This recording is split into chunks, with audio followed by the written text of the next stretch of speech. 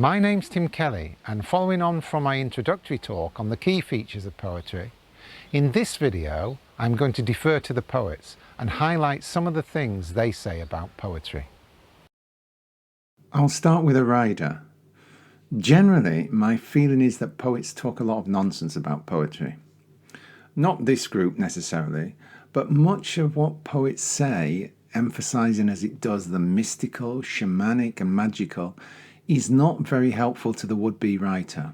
However, I've pulled out a few quotes by poets that I do think give us an overview of the purpose of poetry, an insight into its value, if you like. Let's start with Byron.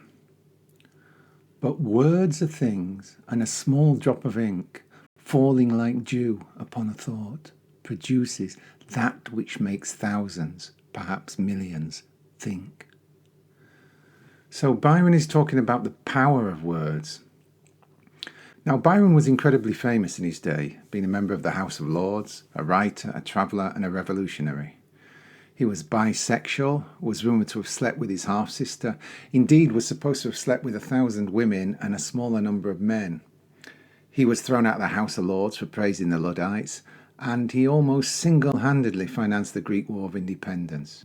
And he died in Greece, whilst in love with his teenage valet. He's honoured in Greece today, 200 years later. There's a statue of him at Messalonge, and Virones, the Greek version of Byron, is still a popular boy's name in Greece. But it was his poetry that made him famous, and his poetry, his words, that made him rich, particularly his narrative poems, Childe Harold's Pilgrimage and Don Juan. And we see in his friend Shelley Byron's words illustrated, that poetry can make millions think. It was Shelley's Mask of Anarchy that inspired the Corbyn project in the UK in the 2010s, and whose slogan, "For the many, not the few," was culled straight from the poem. Rise like lions after slumber, in unvanquishable number, shake your chains to earth like dew, which in sleep had fallen on you. Ye are many, they are few. So a call to arms, to revolution, that 200 years later made millions think and act. And the further observation we could make is that the powerful elites of the early 19th century, the rich lords, noblemen and politicians about whom Byron and Shelley wrote, Viscount Sidmouth, Lord Eldon, the Earl of Castlereagh, nobody apart from historians remember them. But the words that Byron and Shelley wrote are written in the hearts of men and women today and still inspire them. So, back to Byron. But words are things, and a small drop of ink falling like dew upon a thought produces that which makes thousands, perhaps millions, think. And another contemporary of Byron and Shelley, Samuel Taylor Coleridge, said something very simple about poetry, that it was the best words in the best order. So for Coleridge, poetry is not only about finding the best phrase or image, but about ordering and structuring your words to give them the most power, essential advice for the young poet. And this is perhaps most beautifully expressed in his description of the effect of the poet's words and of the poet at the end of his poem Kubla Khan. And all who heard should see them there, and all should cry, "Beware, beware, his flashing eyes, his floating hair, weave a circle round him thrice, and close your eyes with holy dread, for he on honeydew hath fed, and drunk the milk of paradise." Ha! You see, we're lapsing into the shamanic now. Or perhaps in the words of his contemporary, John Keats, who was adept at finding the perfect phrase or image. Look at how Keats describes wine, the desire for it, and what he desires from it. Oh, for a draught of vintage, a beaker full of the warm south, with beaded bubbles winking at the brim, and purple-stained mouth, that I might drink and leave the world unseen, and with thee fade away into the forest dim. Or how Keats captures feeling or emotion when he flirts with suicide later in the poem. Now more than ever seems it rich to die, to cease upon the midnight with no pain, whilst thou art pouring forth thy soul abroad in suction ecstasy. He doesn't say, I want to top myself, which, no matter how true, is a very prosaic expression, but now more than ever seems it rich to die. The best words in the best order. And Keats himself famously wrote something that I think is key to poetry. Beauty is truth, truth, beauty.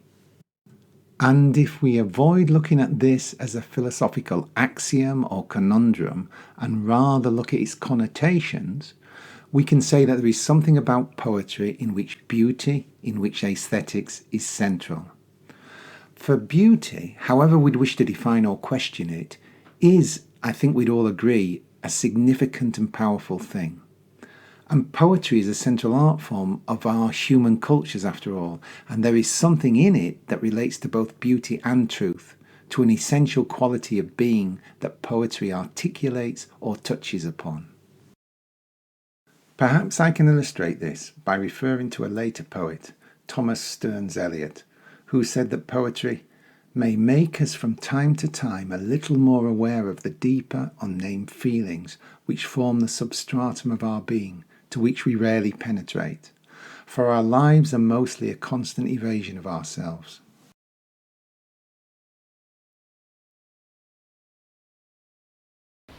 Are we not constantly aware of a disturbing uncertainty, of a rumbling beneath the surface which we try to repress or avoid?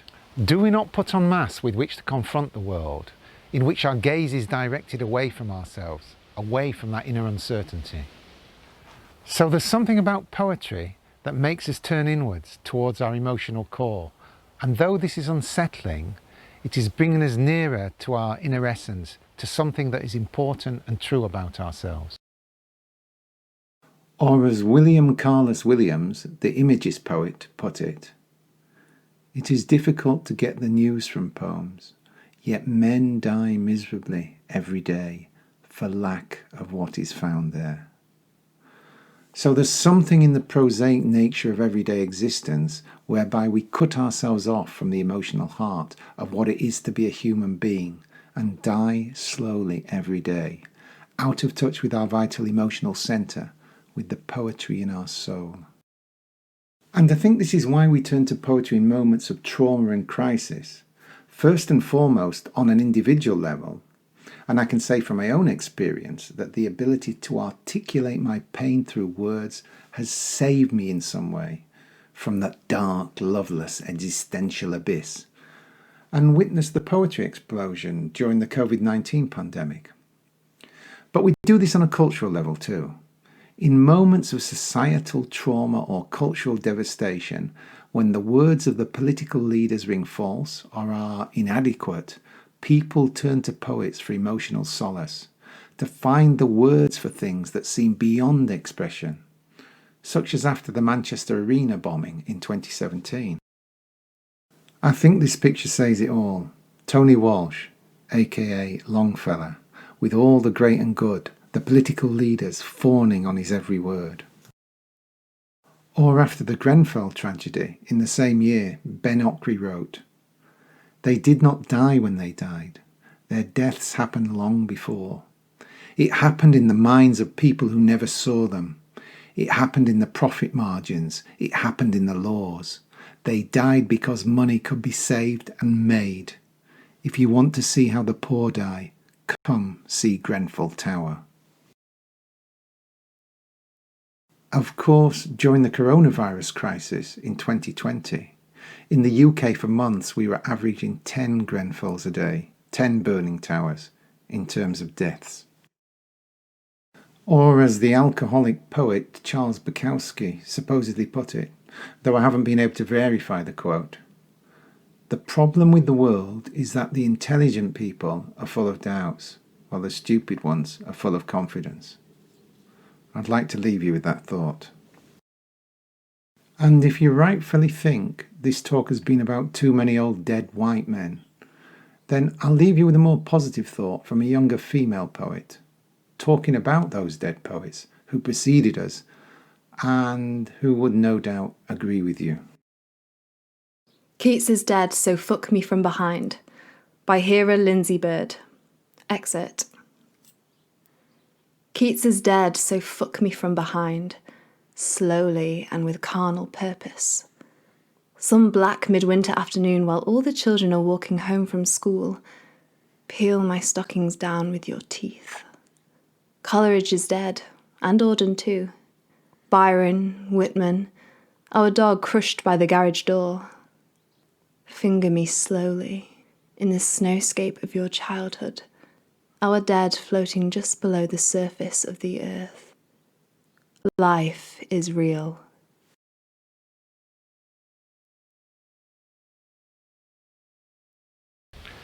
So you only live once.